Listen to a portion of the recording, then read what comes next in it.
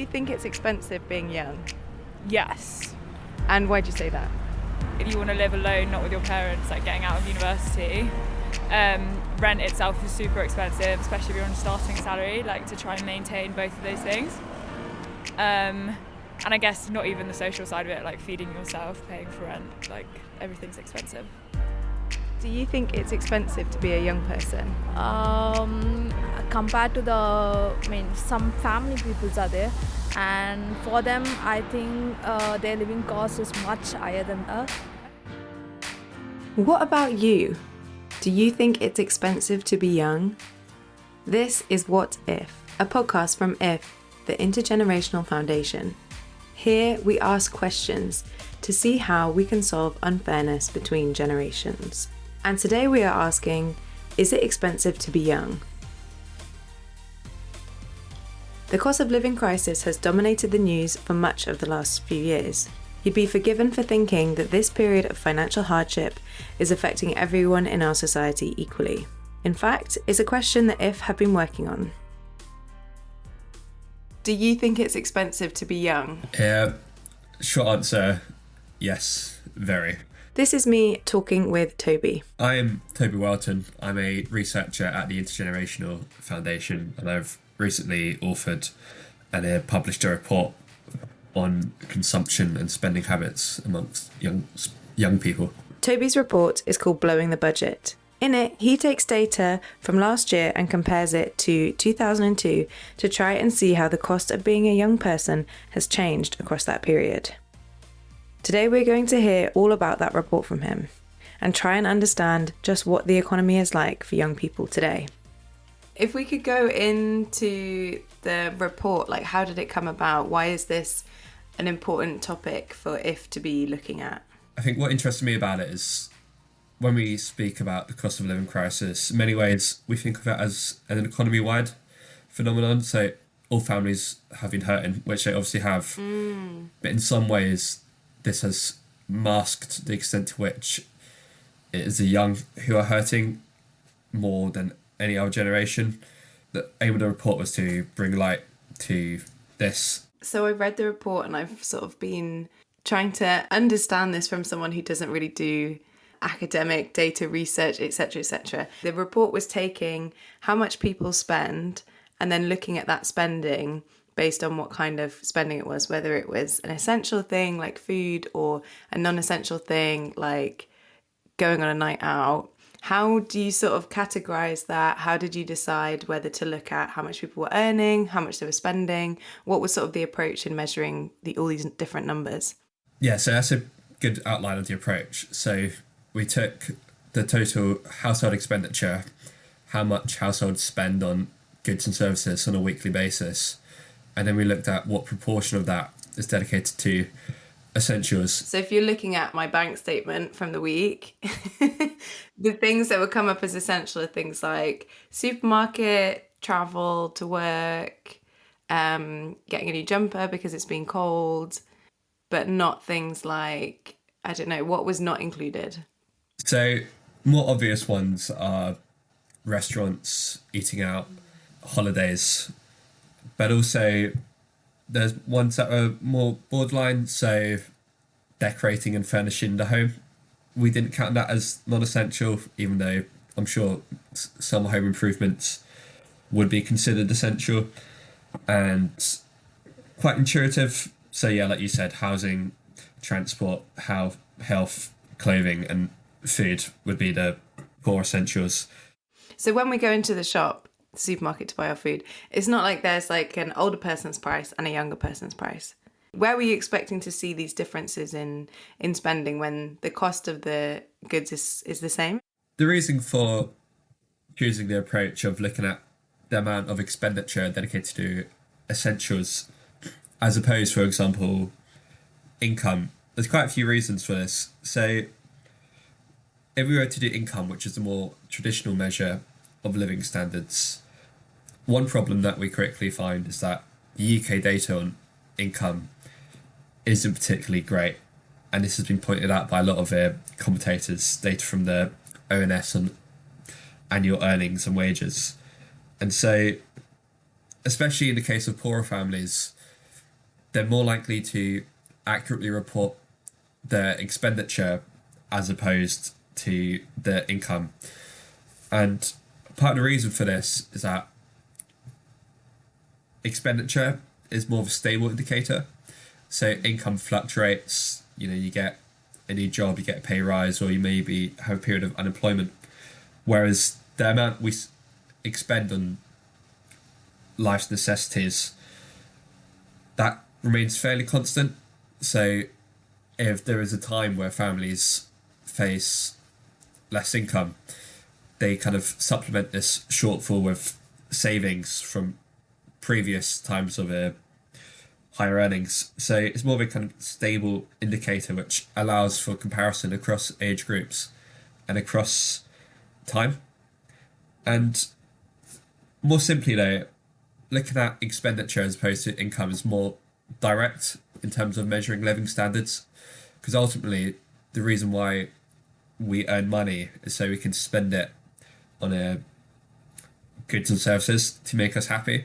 So by kind of cutting out income and going straight to data on consumption, we can directly see how living standards are changing.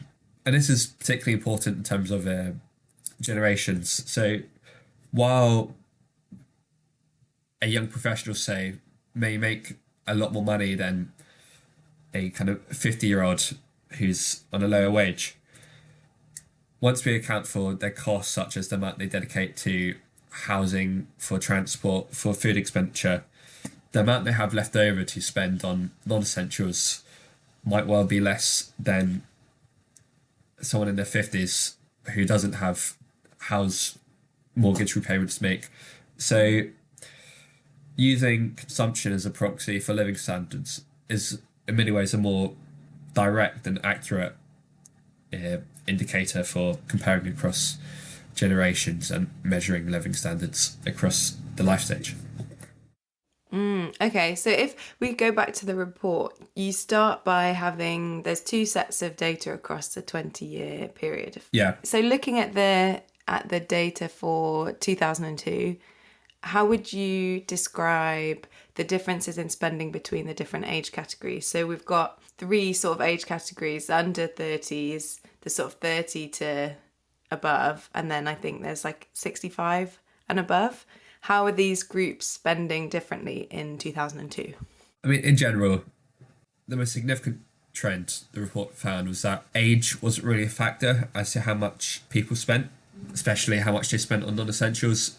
It didn't matter if you were under 30 or over 65. Those that earned more were able to spend more. Things that determined the amount people were dedicated to essentials was more to do with their income or the region they lived in. Data in 2002, 2003, age isn't a significant indicator of spending habits. And was that what you were expecting to see? Obviously, I was born that year, so I can't. All I've got is like kind of perceptions. But I guess from what I've seen, it seemed like a more affluent time. Young people were, for lack of a better phrase, having more fun. Kind of, you got the optimism of like new labour to a certain extent, and obviously before the 2008 crash, so wages are rising, more people are going to university and seeing the benefits of that. So there's a general feeling of optimism, which was largely a part of better living standards. So Toby has talked us through how he determined what was essential and non-essential spending. The findings in 2002 were that age didn't make much of a difference in what you were spending. But that was 20 years ago, and a lot has happened since then. How had spending in the groups that we described earlier changed? The 2008 financial crash that Toby mentioned, the pandemic, and the cost of living crisis. How would these things affect what we are spending? And will this change patterns between age groups? Let's go back and discuss with Toby. The most dramatic change is the money dedicated towards non-essentials. So once the essentials are paid off, how much is left over to then spend on holidays, nights out, eating out, etc. In this category, we noted a huge shift amongst younger generations. On average, young people are spending 147 quid less a week, and which is 7,500 a year. When I first came across this stat, I thought I'd got it wrong. I thought it was quite mind-boggling. We're spending 150 quid less a week on non-essentials. For those aged between 30 to 49, they were spending even less on non-essentials, 160 quid less, which is over 8,000 a year. The staggering thing about the stats is that while young people's non-essential spending has plummeted, for older people, their non-essential spending has actually increased. It's gone up by £28 a week. So it shows that it's not just the general kind of miserable state of the economy. It's an intergenerational unfairness at play, that young people's budgets are being squeezed at a time where older generations are enjoying more and more prosperity. So young people now are spending less on non-essentials, things like going out for dinner, going on holiday. What does this show us about how young people are living now? Why is it that young people are spending so much less on non-essentials? The reason why they're spending less on non-essentials is because they have to spend more on essentials, chief of which is housing. What percentage of the money you spend goes on essentials, would you say? I'd say like 80%, that around that point. And what are the biggest expenses that you have to pay for? Of course, accommodation. That is the only expensive thing. The money that you spend every month, Oh. what percentage of that is on rent? Oh, most of it is rent. Like, definitely, it's like more than 60 to 70% is just rent. So the numbers are really stark. The average person under 30 spends £143.80 a week on rent, which is twice as much as those aged 30 to 49 and quadruple those aged 50 to 64. So it sort of doubles as you get younger. Yeah, exactly that. In terms of like what the report surprised me with was just how crucial the housing is to current living standards and the plight of young people. I think it's quite hard to overestimate the impact, and that housing's not just an issue of having a roof over your head, but it explains so much of the trends we see in the report, that if all the income of the young is having to be dedicated towards housing. So for a lot of young people, it's as high as 40%, which the government deems as unaffordable. So much of it is being dedicated towards housing. There's less left over to pay energy bills, to spend on food. And in the report you write, housing and fuel are the most inelastic essential items. What do you mean by that? So inelastic means that if prices go up, people aren't necessarily able to spend less on it. They have to accept the increased price. And this is kind of quite self-evident for rent in particular, or mortgage repayments, that if rent goes up, more often than not, young people just have to accept the increased costs. And so the result of this is that young people are in an even more kind of precarious and vulnerable position compared to other generations. So, and I think it was interesting something you wrote as well, which was about how with the cost of living crisis, for example, the government intervenes in affecting the prices of certain things, but housing is not one of those areas in which spending can be intervened on. And so if you're spending so much of your income on housing versus someone who's spending more of their income on food, you aren't insulated from those changes, if that makes sense. Yeah, no, exactly that. So government measures which kind of put an energy price cap or gave subsidies to help with the cost of fuel, they were less able to implement this similar changes in housing. So exactly, they received less support despite needing support the most. Part of the report looked at food poverty amongst the young, and the numbers were quite staggering. The amount that were relying on food banks, the amount that were classed as food insecure, so skipping meals, taking out debt in order to afford food. The numbers were appalling, and in many ways they can be traced back to the cost of spiralling rents, which increased by as much as 9% this year. And another consequence of like just quite how devastating the price of rents are is that it means the cost of living crisis is being more protracted for younger generations. So older households who suffered primarily as a product of increased food prices and energy prices. As inflation of food and energy has started to go down, they've started to feel some relief.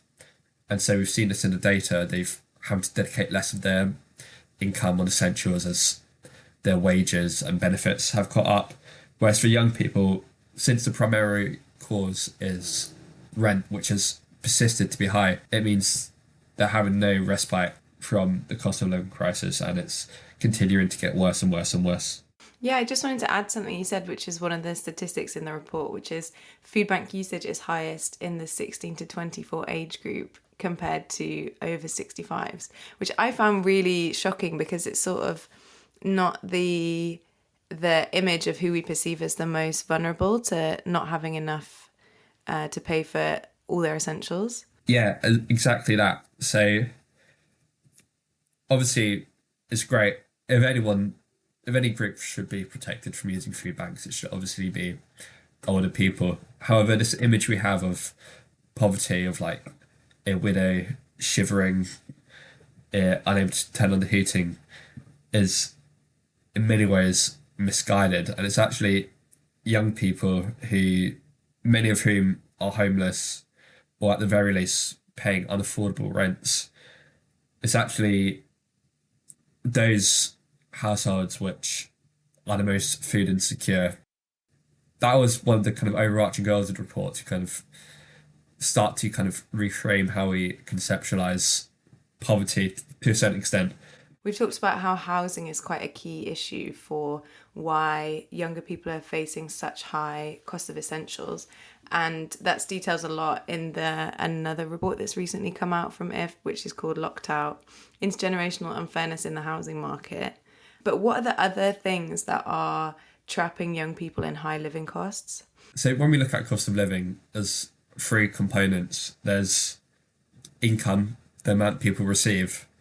There's expenditure, which this report largely focused on, so what we spend our money on. And then there's the third element, which is benefits. So cost of living rises if the cost of goods, expenditure, rises at a faster rate than income and benefits. Part of the explanation for these trends is the fact that the income of young people has stagnated for the last 20 years almost, and only started to somewhat rise in the last few years. From the report, it seems that young people are receiving less benefits than other generations. Can you go into that a little bit? That's definitely kind of part of what this report explored. While we've seen unprecedented benefits for older generations, such as the winter fuel payments of an extra 200 or 300 quid, all pensioners, which have only just been ended after over 20 years. While older generations have received benefits like that, in many ways, benefits for the young, which includes kind of housing allowance, universal credit, job seekers allowance, we've seen real terms decrease of these benefits in the wake of austerity policies that have continued, such as the two-child capped child benefits. Yeah, one of the statistics in the paper was the young on average receive £4.70 a week on benefits, housing rebates and allowances, which is less than all other groups, such as those aged between 65 and 74, who receive on average £16.80 a week. Yeah, so that's another point. So it's not just a question of benefits to pensioners versus working age benefits.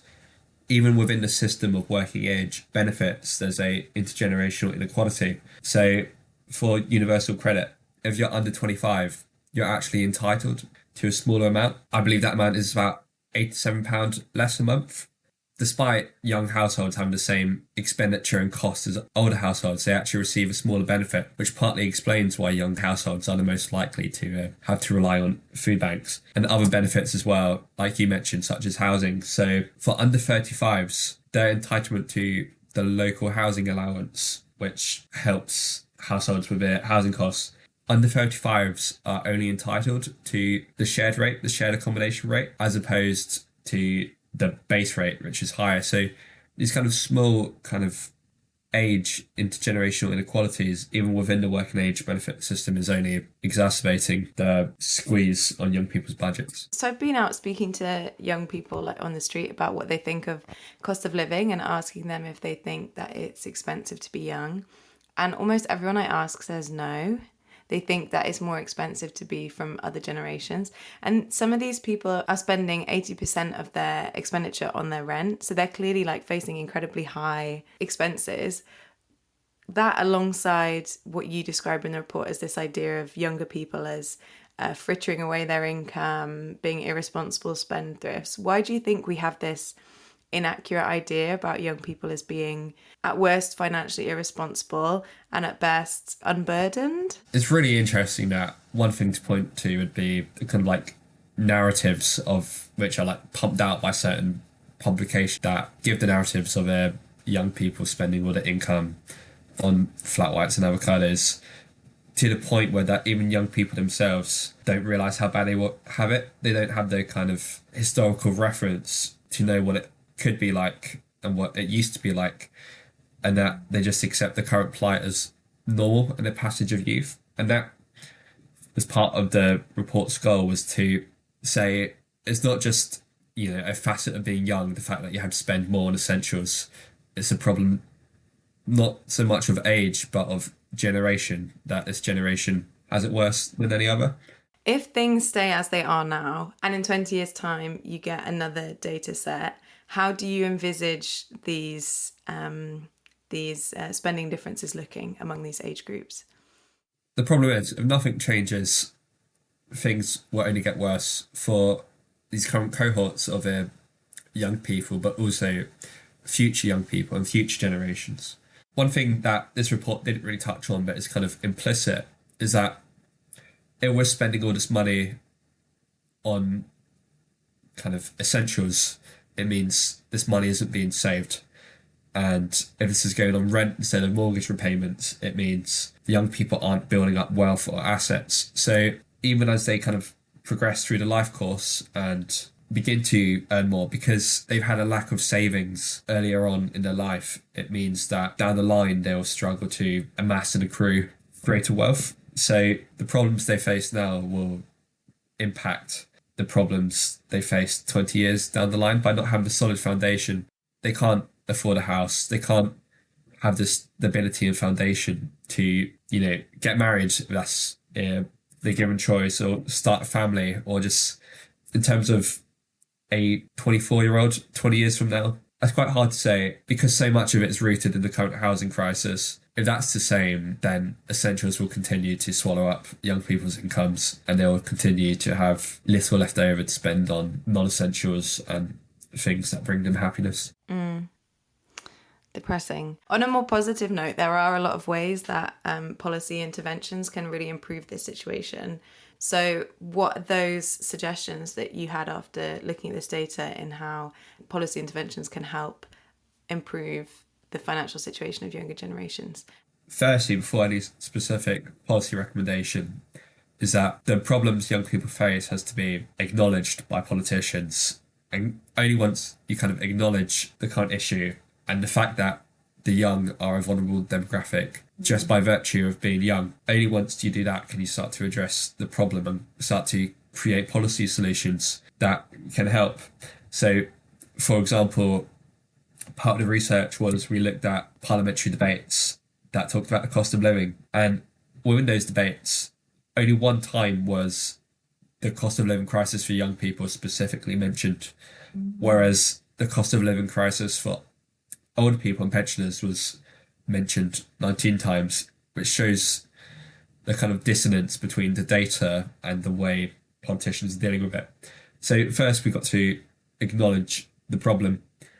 And then in terms of actual material improvements we can make, perhaps the easiest and most obvious would be addressing the current benefit system. So we start to give out benefits in accordance to need as opposed to age. So the kind of somewhat arbitrary age distinctions in the universal credit or housing allowance should be reduced to 18. So a 21-year-old is entitled to the same amount of benefits as a 40-year-old. And other benefits such as cold weather payments, which are only given to pensioners, which is a kind of one-off payment households receive when the temperature drops below 0 degrees for more than 7 days in a row. That should be available to all households that meet the criteria for benefits. And what we recommended, as well as other organisations, is that benefits be aligned with the cost of essentials. So if the price of essentials increase, the price of benefits increases as well. So an essentials guarantee, which would ensure that benefits will enable families to afford the bare minimum of essentials. That's how to help the most vulnerable. And however, what they showed was that it wasn't just the poorest young people that were struggling, it was all young people. So policies that kind of benefit all young people need to be addressed as well. One way of doing this would be fixing the current appalling system of student finance. Graduates who earn over the threshold pay an additional 9% marginal tax. We believe this 9% rate of repayments should be, at the very least, decreased to 5% to help ease the tax burden and increase the disposable income of younger generations. And then lastly, in terms of policies to address the cost of living crisis for young people, the most important is housing.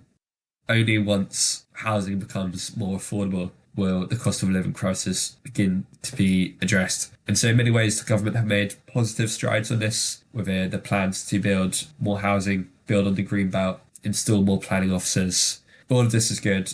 And only if we increase the housing supply and help bring prices down, or at least suppress prices from rising, only then will young people start to feel relief. And obviously these changes will be beneficial to young people, but do you see them as also having a positive impact on other people within society and within the economy? Definitely. It's like not just a question of intergenerational fairness, but it would be to society's benefit if young people were more free from the burden of essentials to then spend more on the economy. You know, young people are meant to be the drivers of the economy, and they will be the future drivers of the economy. So giving them more disposable income will re-stimulate Britain's culture, Britain's nightlife, for example. It would begin to address Britain's fertility problem, which will have devastating impacts down the line. And then, but also just in terms of society and the social contract between older and younger generations, the way we allocate resources between the young and the old, that needs to be addressed if we want a stable, fair and functioning society. So to get into kind of the more political implications, if young people feel their prospects aren't going to be better than their parents or older generations that came before them, they're more likely to turn to more kind of radical forms of politics. And so for the health of democracy, we want to give young people the best chance of having a better life than their parents. And that's it for today's episode. Thanks to Toby Welton for speaking to me. You can read his report on the IF website. It's called Blowing the Budget. We also mentioned IF's report on housing. That's called Locked Out. We want to know what you think. We are on X at inter_gen and at Intergenerational Foundation on Instagram. Thank you for listening.